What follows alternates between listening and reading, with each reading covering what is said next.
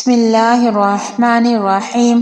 السلام علیکم ورحمۃ اللہ وبرکاتہ۔ حضرت ابو سعید خدری رضی اللہ تعالیٰ عنہ کہتے ہیں کہ رسول اللہ صلی اللہ علیہ وآلہ وسلم نے حجۃ الوداع کے موقع پر فرمایا، آگاہ رہو، تمام دنوں میں سب سے زیادہ حرمت والا تمہارا یہ دن ہے۔ آگاہ رہو، تمام مہینوں میں سب سے زیادہ حرمت والا تمہارا یہ مہینہ ہے۔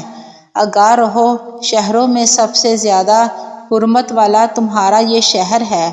آگاہ رہو، تمہاری جان، تمہارے مال ایک دوسرے پر اسی طرح حرام ہے جیسے تمہارا یہ دن تمہارے اس مہینے میں، تمہارے اس شہر میں۔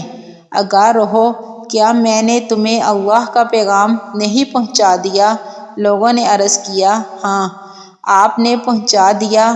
آپ صلی اللہ علیہ وآلہ وسلم نے فرمایا، اے اللہ، تو گواہ رہ۔ حضرت فضالہ بن عبید رضی اللہ تعالیٰ عنہ بیان کرتے ہیں کہ نبی اکرم صلی اللہ علیہ وآلہ وسلم نے فرمایا، مومن وہ ہے جس سے لوگوں کو اپنی جان اور مال کا خوف اور ڈر نہ ہو، اور مہاجر وہ ہے جو برائیوں اور گناہوں کو ترک کر دے۔